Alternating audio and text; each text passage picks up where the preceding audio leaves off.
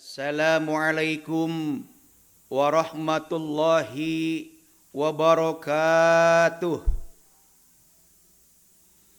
Alhamdulillahi rabbil alamin. Wassalatu wassalamu ala asyrafil anbiya'i wal mursalin wa ala alihi wa sahbihi ajma'in, amma ba'd. Qala Allahu ta'ala fil Qur'anil Karim, A'udzu billahi minasy syaithanir rajim. Bismillahirrahmanirrahim. Wa amma man khafa maqama rabbih wa nahan nafsa 'anil hawa fa innal jannata hiyal ma'wa. Hadratil mukarramin, kaum muslimin wal muslimat serta anak-anakku yang mudah-mudahan dimuliakan Allah Subhanahu wa taala. Alhamdulillah, kita sudah mampu melaksanakan puasa Ramadan 1 bulan penuh, di mana 10 hari pertama yaitu kita mendapatkan rahmat dari Allah Subhanahu wa taala. 10 hari kedua kita mendapatkan maghfirah atau ampunan dari Allah Subhanahu wa taala, dan yang terakhir 10 terakhir kita akan mendapatkan itqum minan nar, pembebasan dari api neraka. Tentunya setiap muslim akan merindukan pembebasan dari api neraka. Kenapa? Sebab kalau sudah dibebaskan dari api neraka, maka jaminannya adalah surganya Allah Subhanahu wa taala. Ini mengajarkan kepada kita bahwa puasa Ramadan di dalamnya mengandung nilai-nilai keimanan, nilai-nilai kedisiplinan, nilai-nilai kesabaran, dan nilai-nilai untuk menumbuhkan rasa solidaritas sosial yang tinggi terhadap sesama. Sehingga dengan nilai-nilai inilah Allah Subhanahu wa taala mengajar kepada kita untuk menjadi pribadi yang lebih baik. Di Ramadan kita digodok di bawah candra di muka, setelah Ramadan kita menjadi pribadi yang lebih luar biasa. Itulah manfaat puasa mengajarkan kepada kita. Saudara hadirin kaum muslimin wal muslimat rahimakumullah. Baginda Rasulullah sallallahu alaihi wasallam ketika berkumpul dengan sahabat, beliau berkata kepada sahabat, "Wahai sahabatku, ji'na min jihadil asgar ila jihadil akbar." Kita baru saja datang dari peperangan yang besar. Tetapi peperangan ini kata Nabi masih kecil. Sahabat kaget bertanya, "Ya Rasul, apakah ada peperangan yang lebih besar?" Kata Nabi sallallahu alaihi wasallam, ada. Apa itu? Jihadun nafsi, memerangi hawa nafsu. Saudara hadirin kaum muslimin wal muslimat rahimakumullah. Setelah kita sebulan puasa penuh berpuasa, kita ditanamkan untuk selalu senantiasa berdisiplin. Kita diajarkan dengan amalan-amalan fardu dan amalan-amalan sunnah yang pahalanya dilipat gandakan oleh Allah Subhanahu wa taala.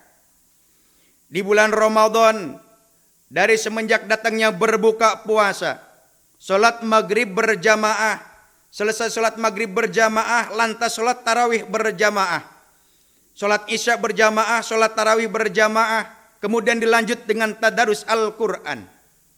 Setelah tadarus Al-Quran, kemudian kita datang waktu subuh, di mana kita di sana bersahur bersama. Itulah Rasul mengajarkan sunnah untuk makan sahur. Kemudian setelah itu datanglah waktu imsak. Setelah isya datang, kemudian kita melaksanakan sholat sunnah qabliyah. Kita tahu bahwa sholat sunnah qabliyah subuh itu, kata Nabi, khairum minad dunya wa ma fiha. Pahala sholat sunnah qabliyah subuh itu pahalanya khairum minad dunya wa ma fiha. Lebih baik daripada dunia dan seluruh isinya. Kemudian kita juga melaksanakan sholat subuh berjamaah. Subuh adalah waktu satu-satunya yang pahalanya luar biasa. Pahala sholat subuh diibaratkan kalau kita melaksanakan sholat sunnah dari mulai maghrib itu sampai datangnya waktu maghrib lagi. Itu pahala sholat subuh. Kemudian di waktu subuh adalah salah satu sholat yang makmumnya adalah dimakmumi oleh para malaikat-malaikat Allah subhanahu wa ta'ala. Yang malaikat menjaga malam sebelum kembali ke alas. Kemudian yang dari langit juga sebelum kembali turun ke bumi. Mereka ikut berjamaah dengan imam yang sholat di masjid. Maka satu-satunya sholat yang doanya atau fatihahnya diamini oleh para malaikat adalah sholat subuh. Makanya laksanakan sholat subuh ini jangan sampai ditinggalkan. Karena di sana ada waktu mustajabah. Saudara hadirin kaum muslimin wal muslimat rahimakumullah. Sampai akhirnya siang hari kita melaksanakan ibadah puasa dan datanglah lagi sampai dengan waktu maghrib. Allah subhanahu wa ta'ala mengajarkan kepada kita bahwa di dalam bulan Ramadan ini kita diajarkan untuk nahan nafsa atau menahan hawa nafsu, mengendalikan hawa nafsu kita. Supaya apa? Sebab kata Al-Quran, wa amman khafa maqama rabbih. Barang siapa orang yang takut kepada Tuhannya, kemudian wa nahan nafsa 'anil hawa, dan dia mampu menawan hawa nafsunya, fa innal jannata hiyal ma'wa, maka surgalah yang akan menjadi tempat kembalinya. Oleh karenanya, mari kita sama-sama dengan puasa Ramadan ini belajar untuk mengendalikan diri kita setelah lepas lebaran nanti. Saudara hadirin kaum muslimin wal muslimat rahimakumullah. 1 bulan penuh kita dibimbing dan digembleng untuk menjadi manusia yang lebih baik. Dan akhirnya di penghujung waktu sampailah pada puncak yang dinamakan Idul Fitri. Idul Fitri, Id itu artinya kembali. Fitri itu fitrah, kesucian. Jadi Idul Fitri kembali kepada fitrah manusia atau kembali kepada kesucian manusia. Oleh karenanya kalau Idul Fitri kita selalu berdoa, Allahumma ja'alna minal a'idina wal faizin. Ya Allah, jadikanlah kami minal a'idin, dari golongan orang-orang yang kembali kepada kesucian atau kembali kepada fitrah, wal faizin, dan orang-orang yang mendapatkan kemenangan atau mendapatkan kebahagiaan. Kenapa? Sebab kita sebagai umat muslim dan orang yang beriman yang sudah dipanggil oleh Allah subhanahu wa ta'ala sebulan penuh kita melaksanakan puasa, maka di akhir kemenangan inilah mari kita sama-sama untuk senantiasa membiasakan diri menjadi manusia yang lebih baik di luar Ramadan nanti. Karena dengan Idul Fitri ini kita diajarkan bahwa fitrah manusia yang sesungguhnya adalah kullu nafsin mauludi alal fitrah. Setiap manusia yang lahir itu dalam keadaan suci. Bahkan di ayat lain Allah subhanahu wa ta'ala mengajarkan, wallahu akhrajakum min butuni ummahatikum la ta'lamuna syai'a.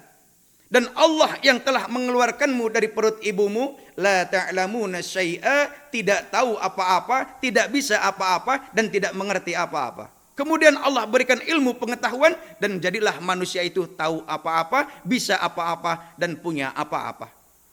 Oleh karenanya kita dengan kembalinya kepada fitrah harus bersyukur kepada Allah subhanahu wa ta'ala. Kenapa harus bersyukur? Karena hakikat kita manusia adalah manusia yang suci. Suci dari dosa, suci dari alfa dan kehilafan.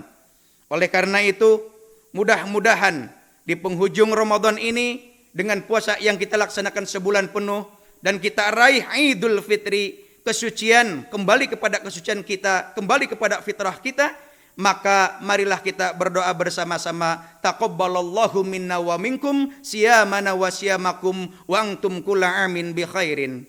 Artinya semoga Allah subhanahu wa ta'ala menerima kepada kita siyamana wa siyamakum, puasa-puasa kita, wa antum kulla amin bi khairin, dan mudah-mudahan setiap tahun kita selalu ada dalam kebaikan. Amin ya Allah ya rabbal alamin.